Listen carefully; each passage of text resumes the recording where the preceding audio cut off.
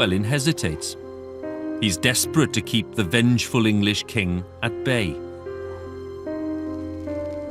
But on the 12th of June, 1282, his wife Eleanor dies while giving birth to their daughter.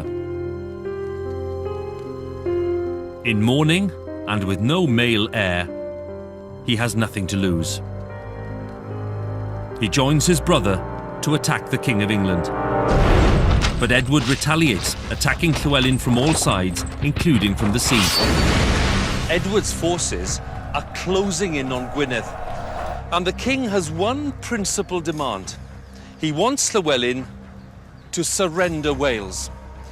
Well, Llywelyn's advisors, the main figures here in Snowdonia, send an urgent appeal to the Archbishop of Canterbury, and they declare the prince should not throw aside his inheritance and that of his ancestors in Wales, and accept land in England, a country with whose language, way of life, laws and customs he is unfamiliar. The view of Llywelyn's council is uncompromising. They declare that Wales is an ancient inheritance. It owes nothing to the King of England. And Llywelyn himself writes to the king, and he says that he will never abandon the people who've been protected by his ancestors since the days of Brutus. It really is a cry of defiance at a desperate time. By summoning the legend of Brutus, the mythical ancestor of the Celts, Llywelyn lays claim to a much older connection to this land than the English ever can. But just a month later, Llywelyn, the last native Prince of Wales, will be dead.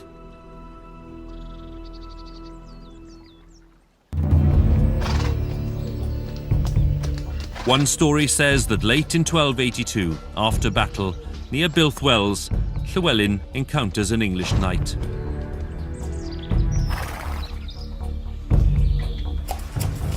Llywelyn isn't wearing any armour.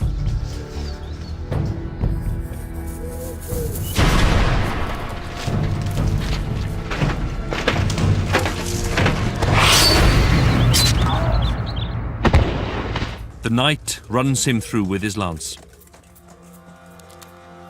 The Prince of Wales is dead.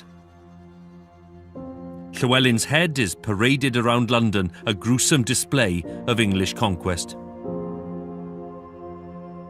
How Llywelyn dies is a bit of a mystery. He is the most wanted man in Britain. Is he betrayed by one of his own? Is he enticed into a trap? Is he struck down by an English knight who doesn't even recognise the Prince of Wales? We'll never know for sure. What we do know is that for those who believe in Wales, in the land of the Cilmeri, in the building of a Welsh nation, the death of Llywelyn is the end of the world.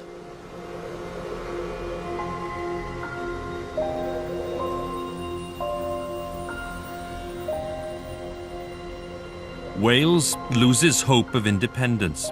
Worse still, Edward suppresses everything Welsh. Land and castles are taken, treasures stolen, churches and abbeys are destroyed, and the child heirs of Llywelyn's dynasty are imprisoned.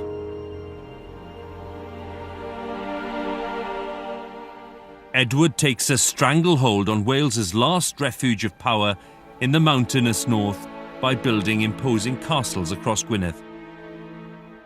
His final symbolic touch is to bestow the title Prince of Wales on his own heir, a tradition that continues to this day. Wales is totally excluded from power. It is no longer a place of kings and princes. This is a land of political defeat.